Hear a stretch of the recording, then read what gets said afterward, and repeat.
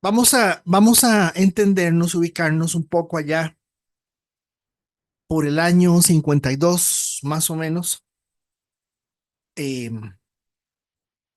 Vamos a ubicarnos por ese año y, y después de una situación bien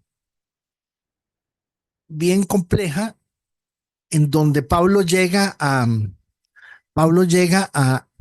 Jerusalén a dejar la platita que había recogido para la gente de Jerusalén.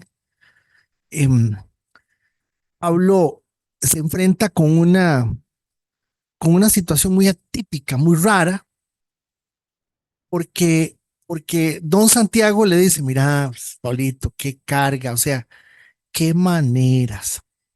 Y tenemos que tratar de siempre ver esto en toda la realidad, muchachos y muchachas, que necesitamos verla, ¿verdad? Número uno, la realidad tiene que ver con lo que estamos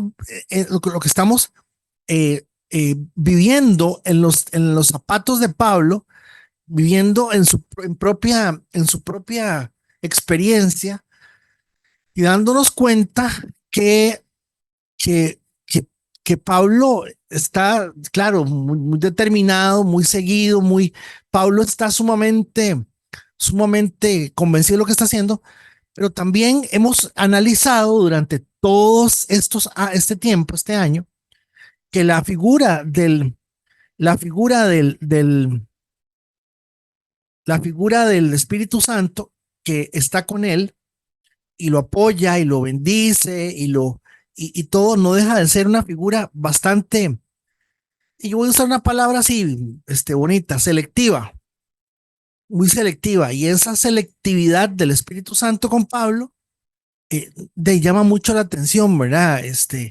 Por un lado, aparece, hace un milagro y hace un montón de cosas, y por otro lado, en la siguiente escena, lo agarran y le pegan una majada que lo dejan medio tutrulato, lo dejan medio fregado,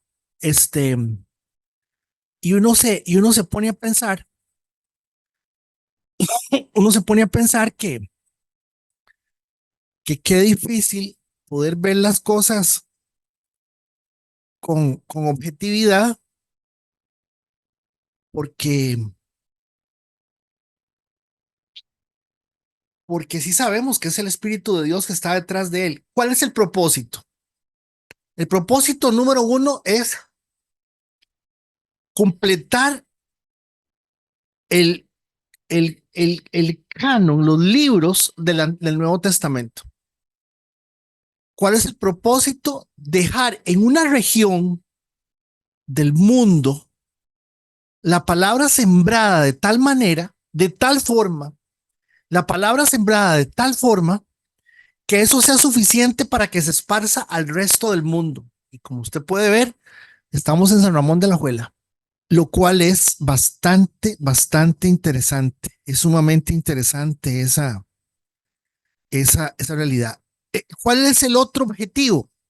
El otro objetivo es dejar los lineamientos para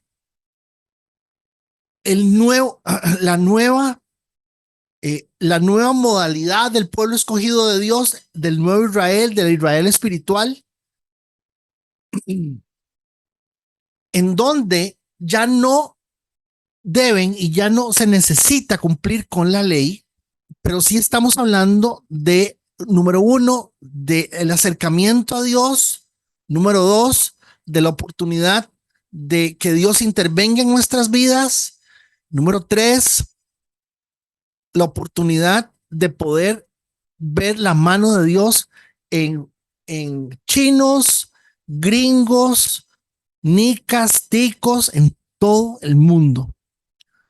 Y entonces es realmente interesante poder ver que para que todo eso se dé de la manera en que necesitamos poder entender lo que está sucediendo, eh, pues sepan que no es fácil, no es fácil. Podemos decirlo, los apóstoles pagaron un precio de sangre para poder que nosotros tuviéramos la palabra. Los apóstoles pagaron un precio de sangre para que nosotros pudiéramos hoy tener y podernos congregar.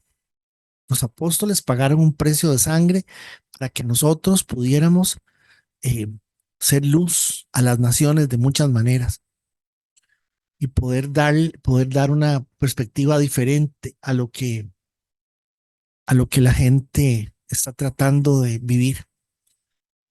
Eh, no sé, déjenme ver si les muestro algo. Vean, vean esto. ¿Para qué necesita Dios un pueblo en la tierra? ¿Para qué? ¿Para qué? Y es la pregunta que es respondida en el libro de los Hechos completa.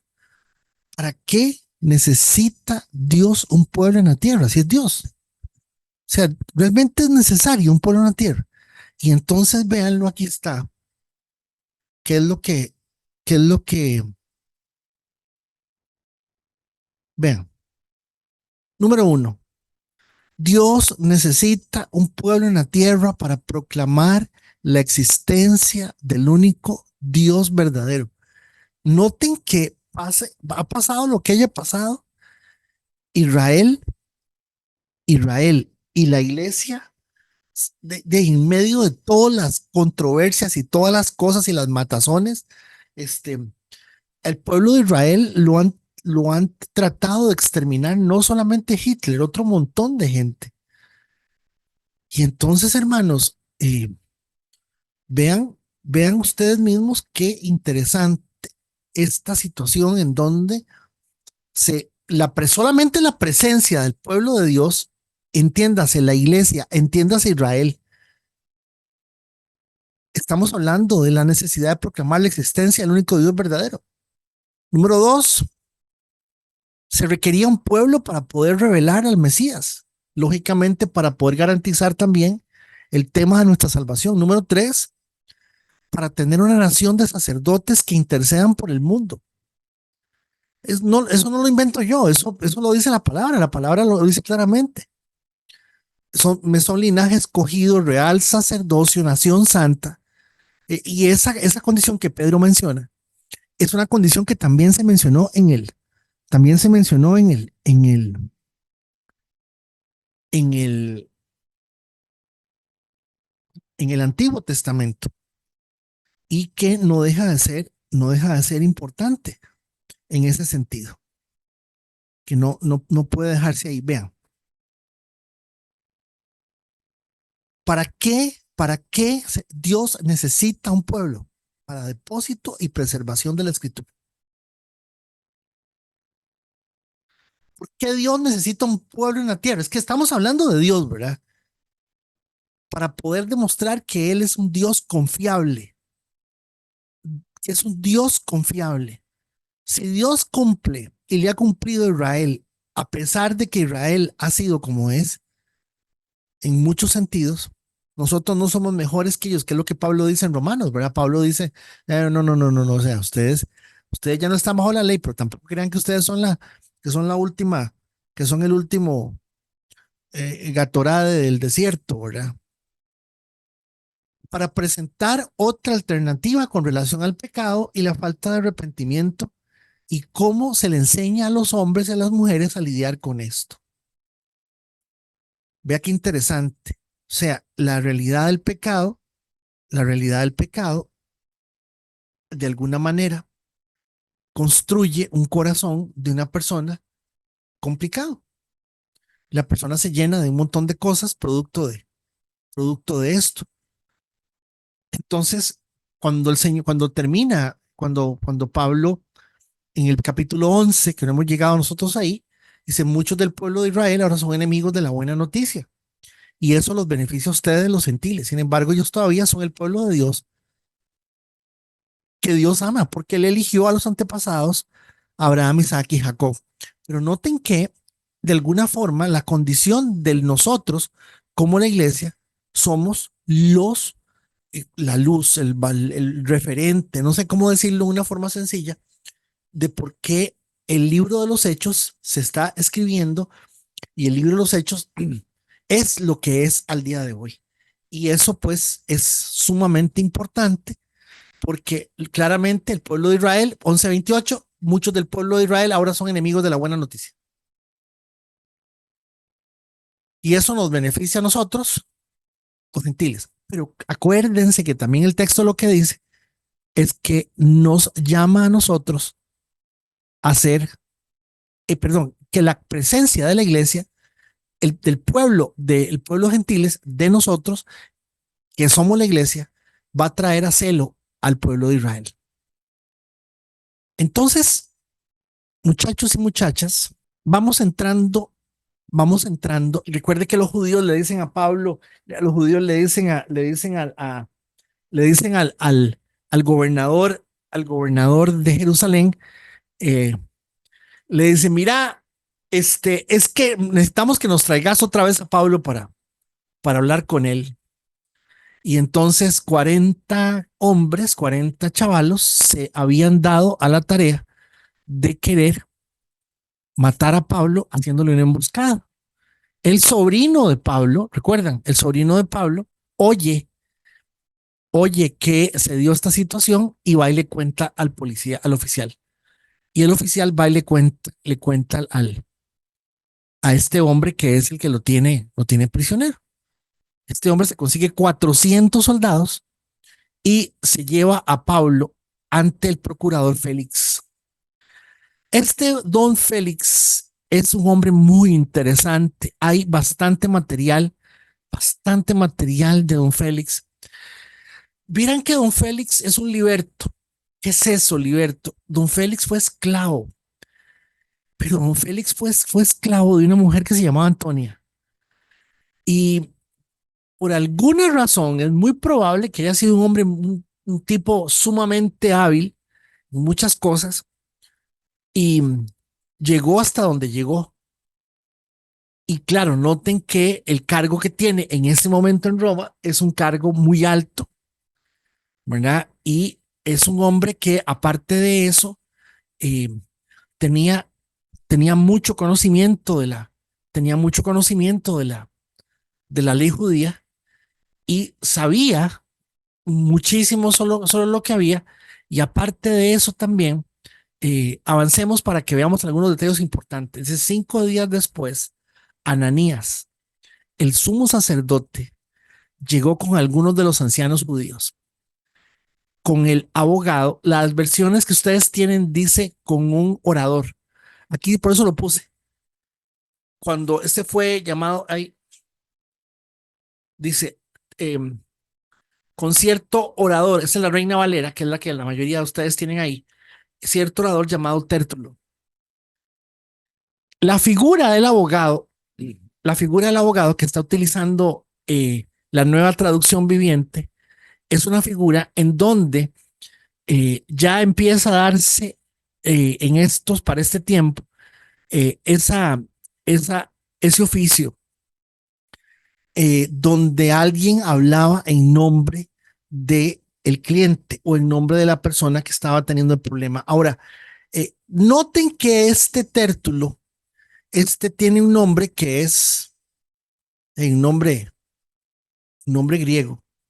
Es muy probable que este fuese un judío prosélito, o sea, este tértulo fuese judío, porque si no los judíos no lo hubiesen traído, dice algunos de los ancianos judíos y con el abogado tértulo. Me gusta esa nueva versión, esa nueva traducción viviente.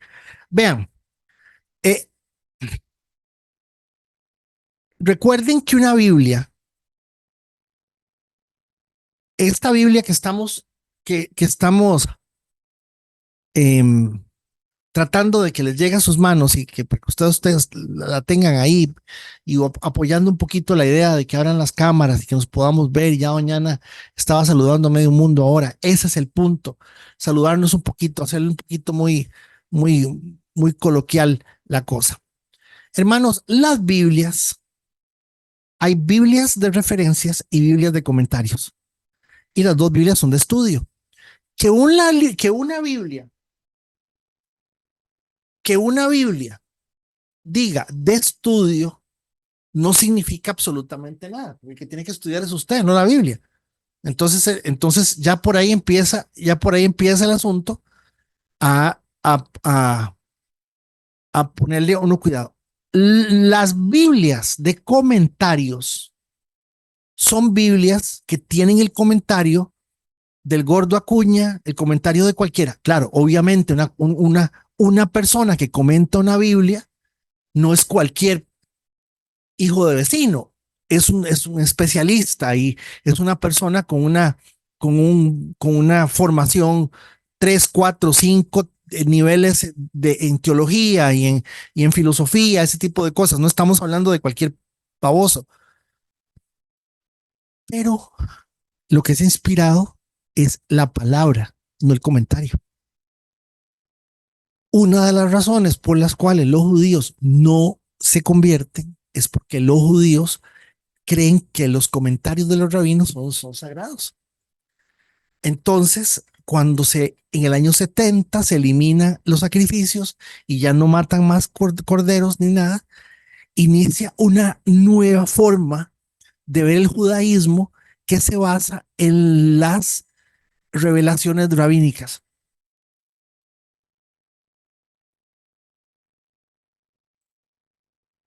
Y entonces eso causa mucho problema. Las Biblias, esta Biblia es una Biblia de comentarios buenísimos. La Biblia de MacArthur, la Biblia MacArthur, que es carísima, bueno, es de contracara, vale como 95,000 pesos. Son los comentarios de MacArthur a esos versículos. Entonces, tenga usted claro que cuando usted tiene una Biblia de estudio, porque alguien me dijo, pero ¿cómo usted le está dando una Biblia? Si inclusive hay cosas que usted las dice que no están ahí. Es cierto, hay cosas que el comentarista, yo no puedo estar de acuerdo con esas cosas, porque eso no lo enseña la palabra de esa manera. ¿Y por qué lo pone así? Porque es la forma en que él lo ve. Por ejemplo, a mí sí me parece, ya yo soy mantequilla, pero a mí sí me parece que Santiago metió las de andar un poquito con Pablo, que no había necesidad de darle tanta importancia a los judíos, que no había necesidad de creer que la situación con los judíos había que estarse congraciando con ellos y ese tipo de cosas. Es más, si usted se pone a pensar que Pablo duró como 3 años recogiendo la plata para irse a dejar, ¿de quién aguanta andar con una ofrenda 3 años o con una plata 3 años? Este, buscando la manera y pasando hambres y pasando frío y pasando un montón de cosas. Y llega a Jerusalén bueno, no es cierto, yo no sé si le dijeron gracias, pero escrito no se registra que que ellos verdaderamente valoraran el gesto de Pablo. ¿Sí me estoy dando a entender? Entonces, hermanos, eh, eh, cuando estamos hablando de esto, por eso les estoy hablando de la versión, lo que es importante es que las Biblias de estudio sean de referencias y no necesariamente de comentarios. Y si son de comentarios, entonces usted tenga criterio, porque ya le dije que yo, por lo menos yo, si yo tuviera que escribir algo del capítulo 22 del libro de los Hechos, yo diría, bueno, aquí está conversado esto de Santiago. ¿Qué necesidad había de? Recuerden cuando Simón el Mago se convierte, creo que fue Simón el Mago, si no me ayudan un poco, que Simón el Mago se convierte y dice la palabra que se convirtió, que se bautizó, y cuando llega Pedro lo regañó y lo reprendió y le hizo un montón de cosas. Yo creo que Pedro se precipitó. Ahora, a mí me interesa que ustedes piensen, a mí me interesa que ustedes usen la cabeza y que vean que el mismo Pablo, no te lo vea qué habilidad. Aquí entra Tértulo para presentar su caso contra Pablo ante el gobernador. Una vez que hicieron entrar a Pablo, Tértulo presentó los cargos en su contra ante el gobernador con el siguiente discurso. Recuerden que si Tértulo hacía una exposición basada en las cosas judías, el emperador y el procurador lo iba a callar y le iba a decir, váyase. Entonces, note la habilidad, la estrategia, la inteligencia, eh, la razón por la cual lo tienen ahí. Es muy probable que se haya llevado su buena tajada de plata. de dinero, usted ha dado a un largo periodo de paz a nosotros los judíos. Y empieza con la chupada de medias. Me estoy dando a entender. Empieza con la chupada de medias. Usted ha dado un largo periodo de paz a nosotros los judíos y con previsión nos ha promulgado reformas. ¿Lo ven? O sea, el hombre sabe y el hombre de una vez, pum, entra chupando medias, tira a Félix arriba y le dice, vea, don Félix, usted, usted ha sido una bendición para nosotros. Todo esto, su excelencia, le estamos muy agradecidos, pero no quiero aburrirlo, así que le ruego que me preste atención solo por un momento.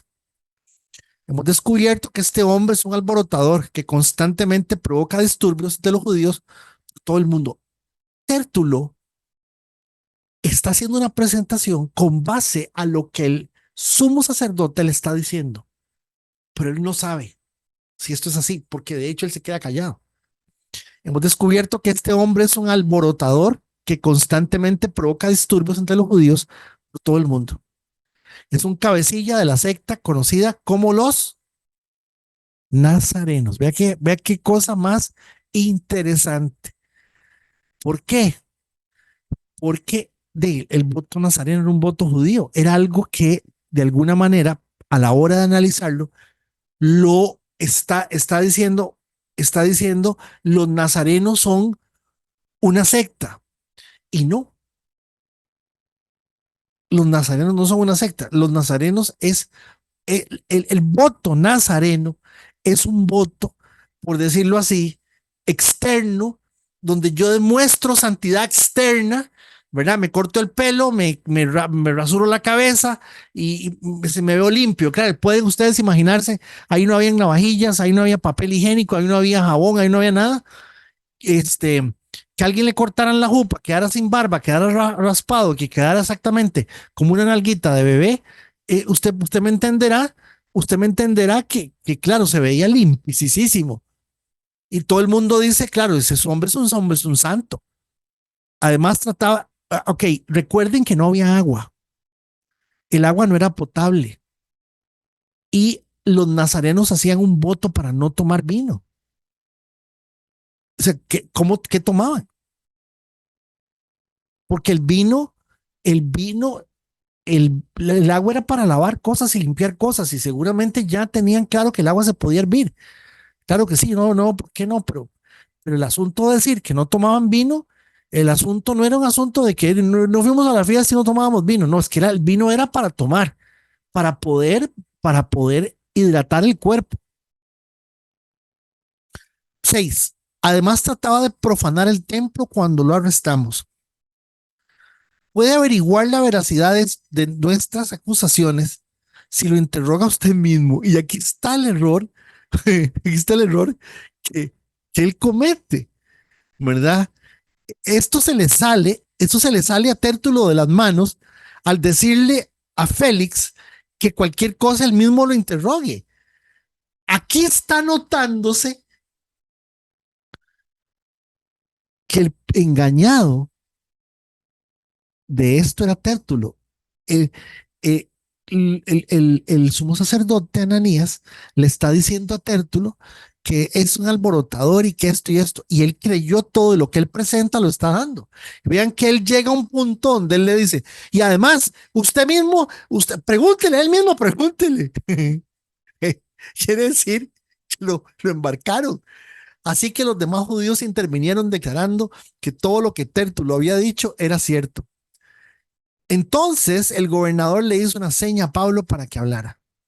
Y Pablo dijo, yo sé, Señor, que usted ha sido juez de asuntos judíos durante muchos años. Por lo tanto, presento con gusto mi defensa ante usted. Con facilidad puede averiguar que llegué a Jerusalén hace no más de 12 días para adorar al templo. Y Chago me hizo una zancadilla. No, no es cierto. O sea, y me dijeron, hay que ir a salvarle la reputación a la iglesia. O sea, no. Pero es que a mí me tiene como una espina en el ojo esto. ¿Me entiende? Porque es lo que les digo. Un frente es el frente de la escritura. Estamos viendo la historia y la narrativa de quién, de Lucas. ¿Qué nos cuenta Lucas? Lo que está sucediendo. Lo cuenta desde tercera mano, casi con una diferencia de unos 8 a 10 años. La otra, tenemos que ver la obra del Espíritu Santo armando todo y consolidando la palabra que se necesitaba. ¿Y cuál era la palabra? La palabra era la, el Nuevo Testamento es verdad en función de la realidad de Cristo. Esa era la palabra. Lo otro que tenemos que ver en Olivo Verde, nosotros, es a un hombre tenaz, decidido, determinado, eh, eh, eh, perdón, absolutamente convencido, que está siguiendo por fe lo que el Señor le dijo que hiciera, pero que el Espíritu Santo lo ayuda para ciertas cosas o no, o necesitaba que lo garrotearan, o era importante que lo garrotearan para que quedara. Es muy interesante la participación del Espíritu Santo, porque uno dice, bueno, ¿por qué razón, Pablo? Si eso es tan importante, esto es tan importante, ¿por qué razón? Vean, aquí está pegado. A ver, ¿qué están viendo? Que estamos aquí metidos en un colocho nosotros, con Pablo en el capítulo 24, pegado, está pegado, no puede seguir predicando. O este Félix y lo que estamos viendo era muy importante para Dios por alguna razón de algo que no conocemos. Entonces es muy importante que usted encuadre, óigame la palabra, usted encuadre lo que estamos viendo desde todas estas perspectivas, porque es muy importante. Los que me acusan nunca me encontraron discutiendo con nadie en el templo, ni provocando disturbios en ninguna sinagoga o en las calles de la ciudad. Estos hombres no pueden probar las cosas por las cuales me acusan, pero admito que soy seguidor de los cristianos, dice ahí. No, ¿de qué dice que somos seguidores? Del camino, ¿lo ven? Es lo que les digo, o sea, ¿por qué Pablo no dijo, yo soy cristiano y seguidor? Es porque, porque el asunto del cristianismo en cierta forma tiene su connotación, hermanos, en donde que quiere verse como un asunto sumamente cultural y únicamente casi de base moral. Pero yo soy seguidor del camino, al cual ellos llaman secta. Adoro al Dios de nuestros antepasados y firmemente creo en la ley judía, en todo lo que escribieron los profetas. Esta es la palabra. Esto es la palabra, muchachos y muchachas. Esto es lo que de alguna forma nosotros estamos tratando de vivir y aprender al irnos por este lado y ir dándonos cuenta cómo todas estas cosas lo que buscan es reafirmar tanto lo que hay en el Antiguo Testamento como lo que está sucediendo en este momento. Tengo la misma esperanza en Dios que la que tienen estos hombres, la esperanza que Él resucitará tanto a los justos como a los injustos.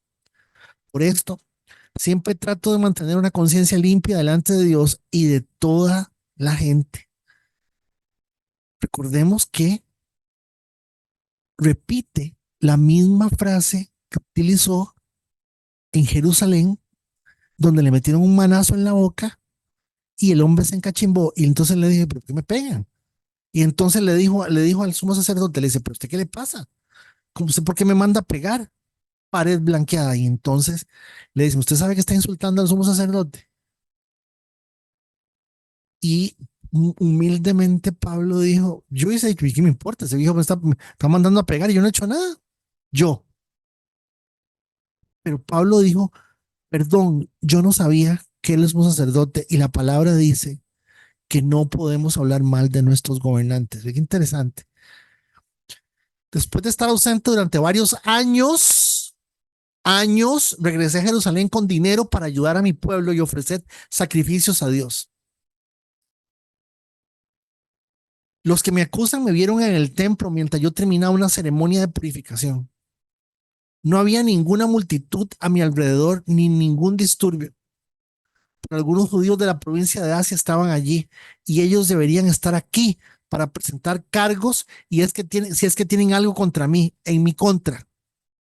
Pregúnteles a estos hombres que están aquí de qué crimen me encontró culpable el Concilio Supremo Judío,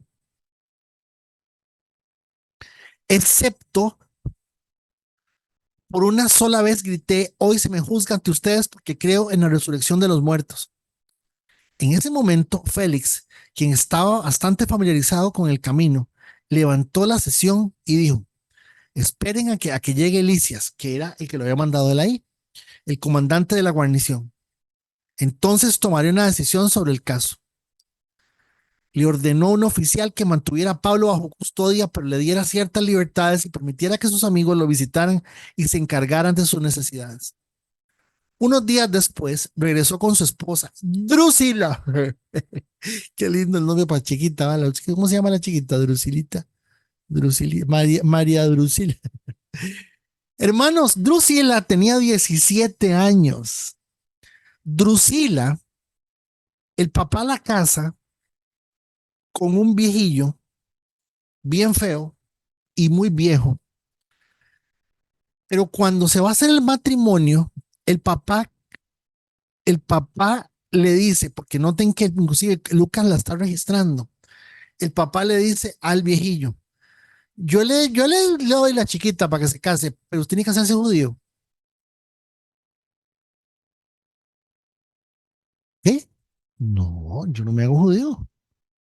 Y entonces el viejillo no, no consumó el matrimonio. Entonces Drusila eh, finalmente terminó casada con otra, con otro matrimonio arreglado y eh, don Félix, este viejillo que se llama Félix, que estamos hablando de que era el curador de la provincia de Judea, le parecía, dice Flavio Josefo que Drusila era una mujer muy hermosa y a Félix le encantó. Y adivinen qué hizo don Félix, ¿qué se imagina? La enamoró, la enamoró y le dijo a Drusila, les estoy contando la historia que cuenta el historiador Flavio Josefo.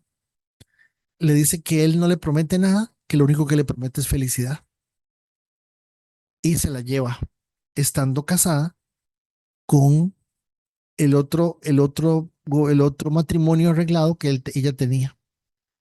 Entonces Félix regresó con su esposa Drusila, quien era judía. Mandó a llamar a Pablo y lo escucharon mientras les habló acerca de la fe en Cristo Jesús. Vean esto. Al razonar Pablo con ellos acerca de la justicia y el dominio propio y el día del juicio que vendrá, Félix se llenó de miedo. Félix, dicen los especialistas, que era que prácticamente él era un judío, pero que se mantenía con un pie en un lado y en el otro. Félix se llenó de miedo. Vete por ahora, le dijo. Cuando sea más conveniente, volveré a llamarte.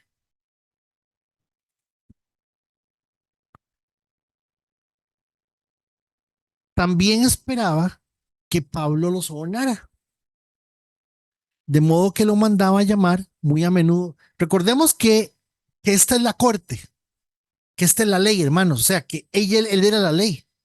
Lo que él determinara, si bien es cierto, había una ley judía, una ley romana, la ley romana, pues por lo menos le permitía a Pablo estar ahí, pero eso no garantizaba que el juez fuese justo.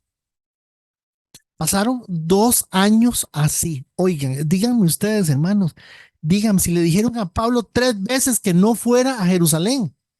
Díganme si no tenemos que pensar nosotros y permitir genuinamente de darle gracias infinitas a Dios por la palabra escrita, por lo escrito. Porque, o sea, 3 veces le dijeron a Pablo, 3 veces, no vaya a Jerusalén, no vaya, no sea cabezón, vea que lo van a amarrar muy feo, póngase vivo, vea, no hay necesidad de que vaya. Lo agarra, Pablo llega con la plata, no comió, sí, flaco, flaco, no, ahí dormía en una piedra en el suelo para no tocar la plata, no, no lo asaltaron, no le pasó nada, pero ella anduvo con la plata, quién sabe cuánto tiempo. Llega, deja la plata en Jerusalén y lo mandan a que pague los votos. de Nazareno de otra gente para que él se congracie con los judíos. Y ahí está 2 años pegados. Vean, pasaron 2 años así y Félix fue sucedido por Porcio Festo. Y como Félix quería ganarse la aceptación del pueblo judío, dejó a Pablo en prisión. A ver, qué interesante, hermanos. Díganme si esto no es interesante. O sea, no hay un registro mayor. Por ejemplo, si hay mucho registro con relación al eunuco, al negro que Felipe le predica y se convierte en el evangelista de África y Etiopía. Hasta el día de hoy, este negrito que fue evangelizado por Felipe y fue bautizado por Felipe, se registra de él mucho, mucho. De hecho, algunas tribus eh, quieren dar a entender que son descendientes de él. Imagínense. Pasaron 2 años así. Ahora,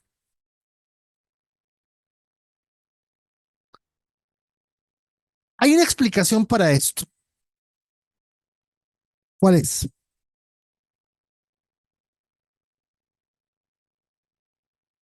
Los escucho.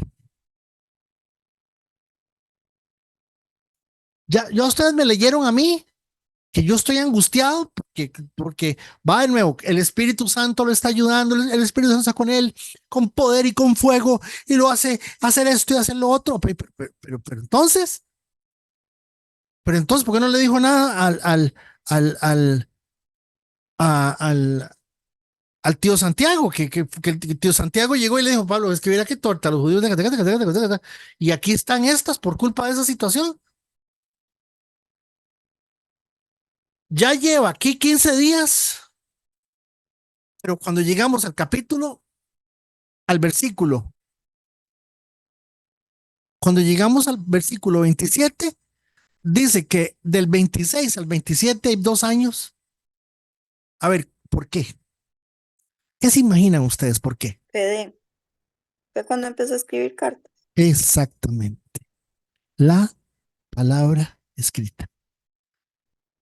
En este momento, no, ya no empezó a escribir. Yo creo que aquí ya llevaba, ya ya les digo, porque ahora lo apunté.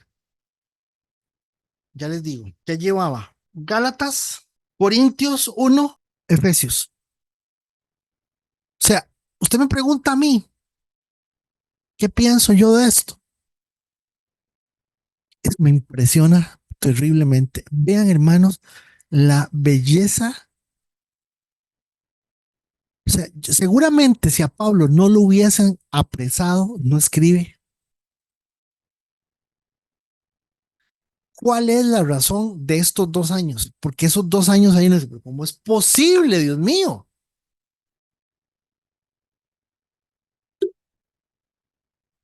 Y Félix lo llamaba, ¿qué, Pablito? ¿Cómo va todo? Vea, cuénteme algo, cuénteme una de esas historias bonitas suyas, a ver qué lo agarró, a ver si le iba a dar plata para que lo sacara. Todo lo que usted está viendo está alrededor del tema de la palabra de Dios y lo que debía de ser escrito. 3 días después de que Festo llegó a Cesarea, ok, porque Festo se fue, perdón, Félix se fue, y como Félix quería ganarse la aceptación del pueblo judío, dejó a Pablo en prisión. 3 días después de que Festo llegó a Cesarea para asumir sus nuevas funciones, partió a Jerusalén, donde los sacerdotes principales y otros líderes judíos se reunieron con él y le presentaron sus acusaciones con Pablo. Y dele, ya llevaban 2 años ahí y va a seguir con Pablo y Pablo en el otro lado.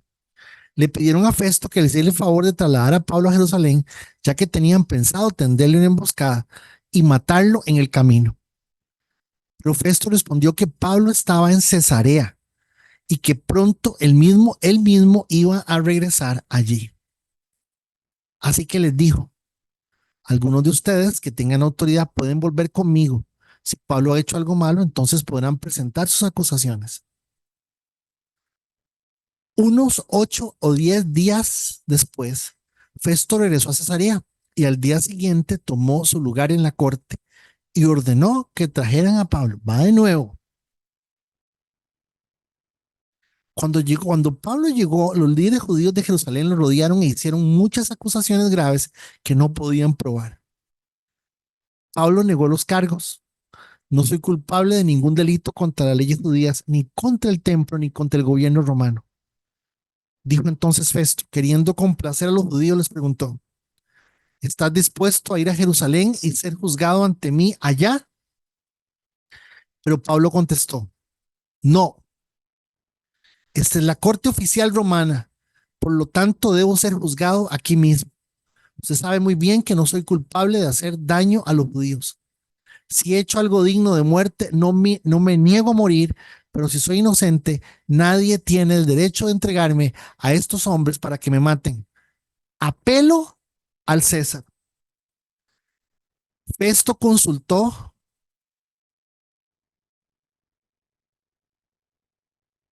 perdón, no le dije, pasamos al capítulo 25. Perdón.